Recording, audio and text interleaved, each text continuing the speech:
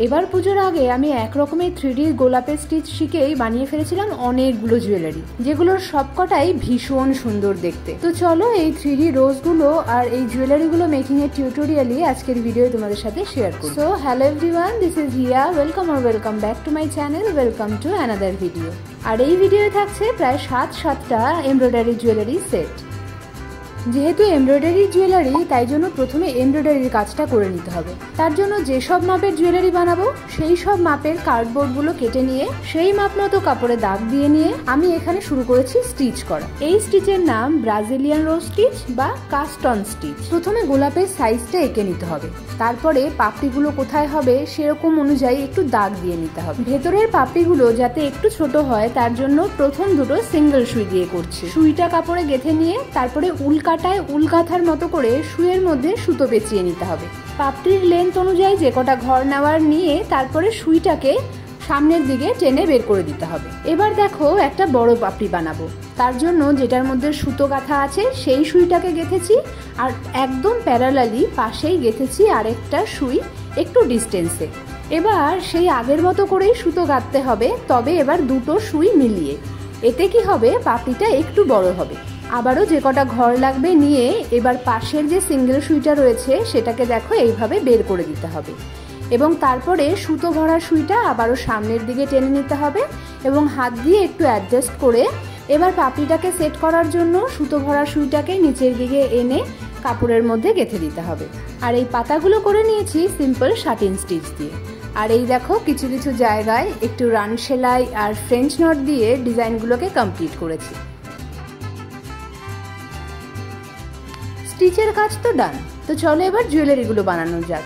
তার জন্য প্রথমেই এই কাপড়গুলোর থেকে এই ডিজাইনগুলোকে আলাদা করে নিতে হবে। যেই মাপে ডিজাইনগুলো রয়েছে তার থেকে সাইডে বেশ খানিকটা কাপড় রেখে সেই শেপ অনুযায়ী কাপড়গুলোকে কেটে নিতে হবে। দেখো আপাতত আমি সেই কাজটাই করছি। এবার এই দেখো এটা একটা শক্ত কার্ডবোর্ড, যেই বেসগুলোর মাপে জুয়েলারিগুলো বানিয়েছিলাম এই কার্ডবোর্ডেও সেম মাপে শেপ ড্র করে নিয়েছি এবং সেগুলোকে এখন কেটে নিচ্ছি। এবার নেক্সট স্টেপ, যেই কাপড়ে আমি স্টিচ করেছিলাম এটাও সেম কাপড়, সেই কাপড়ে এবার এই কার্ডবোর্ডের প্লেন দিকটা ফ্যাব্রিক গ্লু দিয়ে আটকে দেব। অনেকেই জানতে চাও এই কাপড়গুলো কি কাপড়। এগুলো কিন্তু প্লেন কটন কাপড়। আমি আমার লোকালিটিতে যেখানে কাট পিসের বা থান কাপড়ের কাপড় পাওয়া যায় সেই সব দোকানে গিয়ে ভালো কোয়ালিটির কটন মেটেরিয়াল চাই, মানে কটন কাপড় চাই এবং সেখান থেকে আমি দেখে নিই। এই দেখো আমি কিন্তু কার্ডবোর্ডটার ওপরে একটা কাপড়ের লেয়ার দিয়ে নিয়েছি। এবার সেই লেয়ারের ওপরে আমি আমার স্টিচ করা কাপড়টাকে আটকে দিচ্ছি। আমার স্টিচের বাইরে এক্সট্রা যে কাপড়টা রেখেছিলাম সেটা এখন এই বোর্ডটাকে কভার করতে কাজে লাগবে। কাপড়ের এই জুয়েলারিগুলো বানানোর জন্য আমি সবসময় ইউজ করি ফ্যাব্রিক গ্লু। এতে এগুলো তাড়াতাড়ি খুলেও আসে না, জুয়েলারিটা অনেক বেশি টেকসই হয়। এই দেখো এটা একটা পেন্ডেন্টের বেসটা তৈরি হয়ে গেল। এই গ্রিন কাপড়ের ওপরে ছাড়াও এবারে এরকম একটা বেগুনি কালারের কাপড়ের ওপরেও অনেকগুলো জুয়েলারি বানিয়েছিলাম। এই কালারটা ঠিক বেগুনি নয়, এই কালারটার নাম কি তোমরা যদি কেউ জানো আমাকে কমেন্টে অবশ্যই জানিও। এই জুয়েলারি স্টিচগুলো ভীষণ কমন স্টিচগুলো দিয়েই করা। এই দেখো আমার কিন্তু ফাইনালি অনেকগুলো জুয়েলারি বেস তৈরি হয়ে গেছে। নিচে ঝুল দেওয়ার জন্য যেসব কয়েনগুলো লাগানোর ছিল সেটাও আমি একবারে স্টিচ করে নিয়েছি। সেই পার্টটার ভিডিওটা এখন আর খুঁজে পাচ্ছি না, তাই জন্য তোমাদের সাথে শেয়ার করতে পারলাম না। তবে তোমরা দেখো, এইভাবে দেখলেই বুঝতে পারবে আমি পেছন দিক করে সমস্ত কয়েনগুলোকে এখানে স্টিচ করে দিয়েছি। সাধারণত স্টিচ করে আটকালেও এই একটা ডিজাইন আমি একটু অন্যরকম রেখেছিলাম। এইটাতে কয়েনগুলোকে আমি পুরোপুরি আঠা দিয়ে আটকে দিয়েছিলাম। তো চলো এবার একে একে জুয়েলারিগুলোর সব কটার ফাইনাল লুক দেখা যাক, আর এগুলো পরে আমাকে কেমন লাগছে সেগুলো তোমাদের সাথে এই ভিডিওয়ে শেয়ার করব। দেখো এই গ্রিন সেটটার মধ্যে রয়েছে একটা গলার লম্বা হার, কানের একটা ছোট্ট দুল, সাথে একটা মাথার ক্লিপ।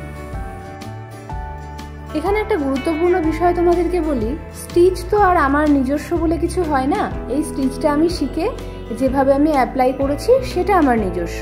যেমন যেই কালার কম্বিনেশনে জুয়েলারিগুলো বানিয়েছি, যেই ডিজাইনে, যেই শেপে, সেটা কিন্তু আমার নিজস্ব। নেক্সট আরেকটা একই টাইপের সেট, গলার একটা লম্বা মালা, একটা এই বড় লকেট দিয়ে, সাথে এই কানেরগুলো আর রয়েছে একটা মাথার ক্লিপ। এগুলোর মধ্যে কয়েনের সাথে কয়েকটা মাল্টি কালার বিডসও অ্যাড করা রয়েছে।